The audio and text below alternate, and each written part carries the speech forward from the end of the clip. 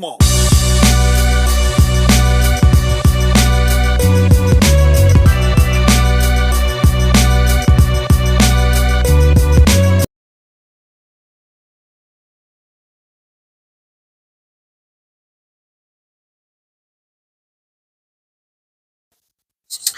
Happy Friday, friends. Happy Friday. Let me tell you something about this global warming. It is doing a number on us, okay? My little old city had winds up to 65 miles per hour, split a huge tree in front of my house in half, which then took out the power lines and the data lines. And it was a time, y'all. It was a time. Shout out to Con Edison and all of them for getting us back together. And shout out to DPW for taking care of my little city. Them Con Ed people and them cherry pickers were up there 60, 65 miles per hour. Shout out to my neighbor for letting us use his electricity. The tree damaged his house because when it pulled down the lines, he had lines attached to his house that pulled the siding off of the front. He still had some service, but his lines are dangling, whereas I didn't have any slack, so it just ripped off from the house. I also don't think I had damage to my siding because I have metal siding. I don't know if it's aluminum. I have metal. I don't have vinyl, so the metal's strong. Shout out to the perks of having an old house. I got metal siding. That was a plus for me. I'm not a fan of vinyl. There was a documentary I watched 25 years ago about the cancer-causing properties of plastic and especially vinyl siding on a house. So, one of my criteria, if I could help it, was to not have a house with vinyl siding. Now, some of the repair pieces are vinyl because it's damn near impossible to find a metal siding that's not going to cost you an arm and a leg and that you don't have to special order, but 99% of the house is metal siding. I had to take off yesterday. My body was aching. My husband injured his head on the garage door because when the power went out, he removed the door from the automatic, the chain or whatever from the automatic, so the door was slightly down, and he walked right into it because, I don't know, I think he's been over 6 feet for a long time, the majority of his life, mind you, but he be forgetting he's part of the talls. He's not part of the shorts. So anyway, he got a nice scar damage on his forehead. But like a man be manning, he didn't want to go to check out to see if he had a concussion. So, I did what any good wife would do. It just made sure that I was up to date on my life insurance payments, because I ain't that man's mama. I suggested it like 10 times. He said no. All right, let's log on to Prudential Life and see if we're all up to date. I love you, but I ain't your mama.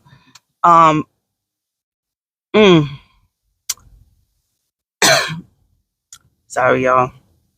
So I'm back like cook crack. Shout out to Joseph Cartagena. So I'm exhausted, y'all. I'm exhausted. I'm mentally exhausted, physically exhausted. But let me tell you how reading is fundamental, okay? And I keep getting on y'all for not reading. And I don't think I read this part. So when our power went out, we have pumps to keep water out of the basement. Because when it storms and stuff like these, I've said in my past video, we have a flooding issue that starts in the driveway that could, affect our basement. And So we have like 3 pumps. They're called water bugs. They're yellow. I got them from Home Depot. The first one I ever bought is once the water goes down, you have to turn it off. And then they redid it, and I bought 2 of them that have auto shut off, so they could stay plugged in. And they have like a float, so when they sense water, they turn on, which really helps us tremendously when we're taking, extended trips.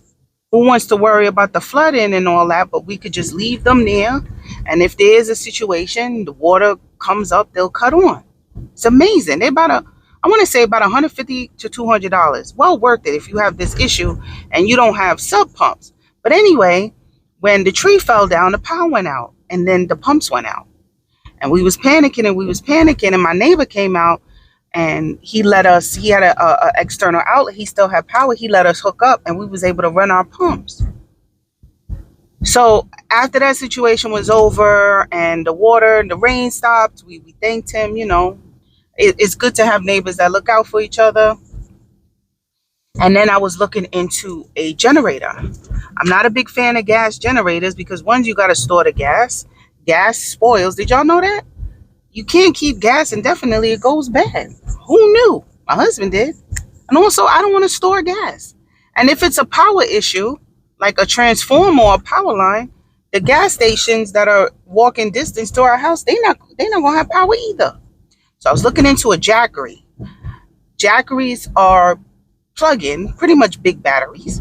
You plug them in, you charge them, you use the power. So I'm looking into a Jackery, and starting off the bat, they're about $400, right? The bigger you are, the thing. Now you also could buy these solar panels that attach to the Jackery that can charge it, right? Okay, that's running me about $1,000. Okay, I'm thinking it's a good investment for the house because the tens of thousands of dollars that it is going to cost to alter the driveway and the drainage or whatever so we don't have this problem. I don't have that yet. Okay, I didn't get monetized. I ain't got that yet. So let's invest $1,000 or $2,000 and get this plug-in generator. And then I'm thinking about it, and I'm like, wait a fucking minute. I drive a fully electrical car. I'm driving a electrical storage unit I'm driving around in.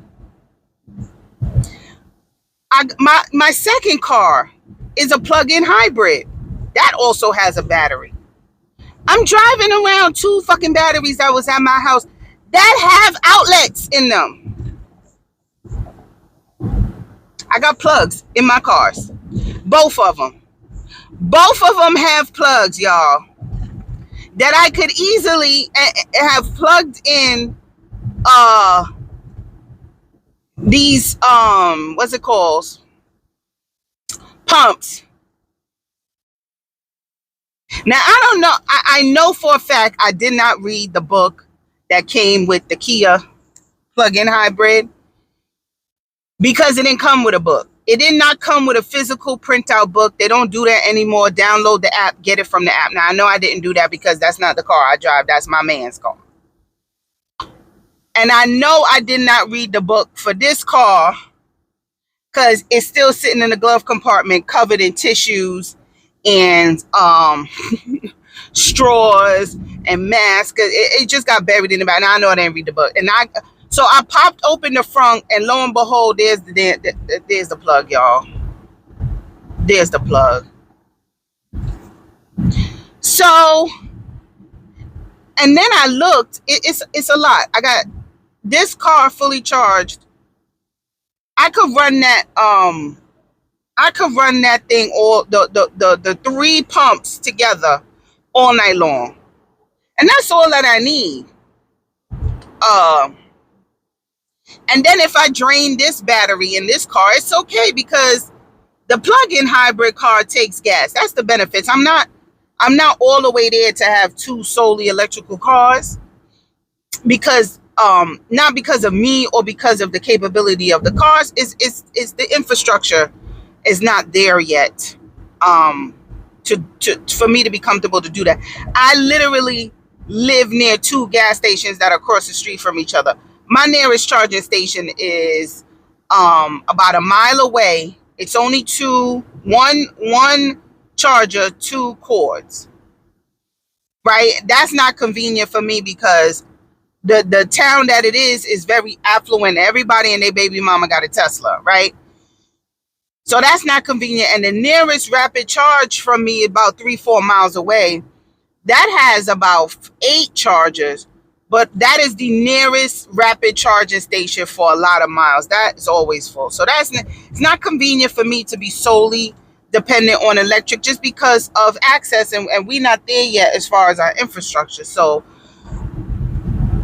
the plug-in hybrid takes gas. So even if I drain my fully electric car running these pumps, we still have a reliable and accessible mode of transportation with the other car.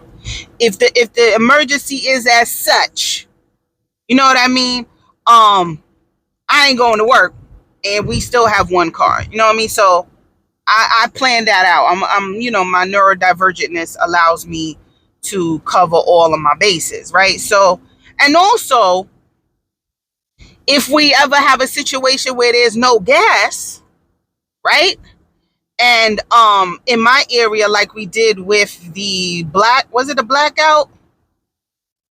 Where there was a situation with I remember working and gas was hard to get. I don't know what happened where there was no gas anywhere. And the electric car people were winning, right? So I have that situation covered too. The gas car also takes electricity, and it can run solely on electricity. And then I have a fully electric car, so I feel like I have the best of both worlds covered.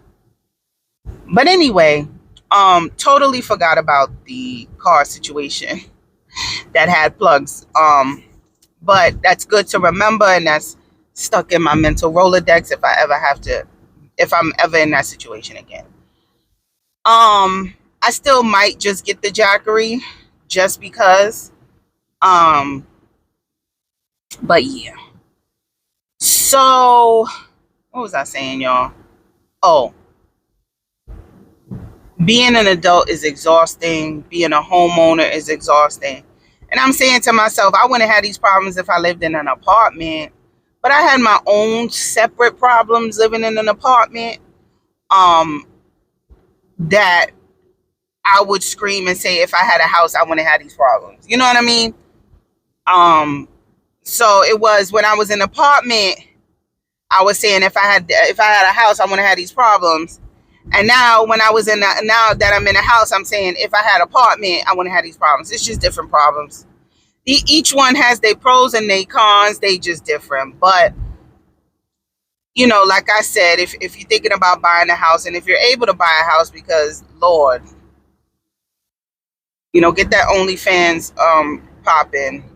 But if you are, I still recommend it, especially if you have children. Definitely if you have children, just for their social development and able to freely engage in temper tantrums without you worrying about the comfortalities of your neighbors and not wanting to crash out because they got a broom and they banging on their ceiling because your kids are in the living room where living is supposed to happen, having a tantrum, and you don't want to go to their door and crash out because you don't know what blickies these people have. Go get or they putting up articles in your stairways and at your elevators suggesting that your twins are special needs and that you should get them help. That's what we went through with our neighbors. Because, and mind you, when we bought the house, the kids were 2, almost turning 3. So they were saying that babies who cry are retarded. So, I'm not opposed to 3 hots in a cot, and just don't bring my kids to visit me. Just send me the pictures and the drawings and make sure I got money to buy ramen noodles, maxi pads, and toothpaste. I'm not above that, especially for people that I made. You know what I mean? You know what I mean? Anyways, what was I saying, y'all? Oh, Um, so in little celebrity news, I got a longer than usual commute because I have to go alternate way because trees and stuff are still down. And yeah, but anyway, in alternate celebrity news, I just read that Ashton Kutcher and Mary J. Blige and maybe her ex-husband are going to be subpoenaed in this Little Rod versus Diddy case. And unbeknownst to me, they say that Ashton and Diddy been friends for damn near over a decade. And that Ashton know all about the parties. And where Mary J. Blige comes into it is not because she was an artist, but because of her ex-husband Kendu had an open marriage. They possibly have engaged in the freak or fun parties, along with TD Jakes, right? So I don't know if TD Jakes participated in the freak off party, but we do know for a fact that he has attended some Diddy parties to wish him a happy birthday. And yeah, I didn't know about the Kutchers and the Kunisses being in close proximity, damn near friends, if you might say, with Sean P. Diddy Combs. But is it off brand? Because Mila said that she lied about her age, that she was in fact underage when she was hired for the 70s show, and that she dated some cast members on there who was of age while she was underage. Also, the one that played the little Indian had a very long-term relationship with Demi Lovato, who sang a song. Is it called 1729? Which I sing at the top of my lungs because if you never heard Demi Lovato sing, that girl's a singer, baby. But the passion and fervor and anger that radiates from that woman when she is singing 1729, oh, I felt that shit. Oh, I felt that shit. That song is about him and how he engaged with her, damn near, one might say, grooming her. So there's that Mila underage, the one that the Spanish one that played the Indian, him dealing with underage churn, Ashton knowing her when she was underage and had that long-term relationship with another Demi, what's his face, ex-wife, and then circles the block and marries Mila Kunis. And then yeah, and then Ashton and Mila wrote character letters for Danny Masterson. So Danny Masterson played the weed head on the 70s show, and then him and Ashton was also in a show called The Ranch on Netflix. Side note, me and my husband loved The Ranch on Netflix. 10 out of 10. Fully recommend. Had us on the edges of our seats tweaking for the new episode to find out what happened. But they killed off Danny off that show. And then they only, because he had got arrested for sexually assault and rape allegations. Well, we can't say allegedly anymore. We're allowed to say sex assault and rape allegation because the man was found guilty and he's still in jail for his ex-girlfriends and women. So he was found guilty. So no more allegedly. The man is a sexual assaulter and a raper because in our court of law, he was found guilty. Therefore, he did it if you follow the rules of the American justice system. I don't have to say allegedly anymore. The man is a raper. But anyway, before his sentencing, right, he was found guilty, and before his sentencing, there was quite a few celebrities that wrote these letters, and Ashton and Mila wrote the letters, and Ashton letter said that, I'm paraphrasing here, but I've been in Hollywood a long time and ran into a lot of creeps and cretins, and Danny is no creep and cretin. Oh, well, the man was found guilty, so I guess he is. Maybe you just didn't know, and that's fine, because I don't know everything my friends do. I just know what they do around me. And maybe he wasn't a raper or a cretin in front of you, and you just know based on what he showed you. I'll be fair. I'll give you that. Right? So, yeah. Now, quiet. Word on the street is Ashton doesn't want anything to do with this whole Diddy situation, because he already got egg on his face for writing a character letter for a sexual assaulter and somebody who did crimes against women. And now he's, allegedly friends with an alleged celebrity that is allegedly being accused of having crimes against women. So he's like, I don't want nothing to do with this. I get it, Diddy. I mean, Ashton, I get it. I wouldn't want to be involved either. I wouldn't want nothing to do with it either. I get it, buddy. I get it. All right. So, yeah, yeah. So that's it. Ain't got no more. I'll catch y'all on the next video, people. Bye.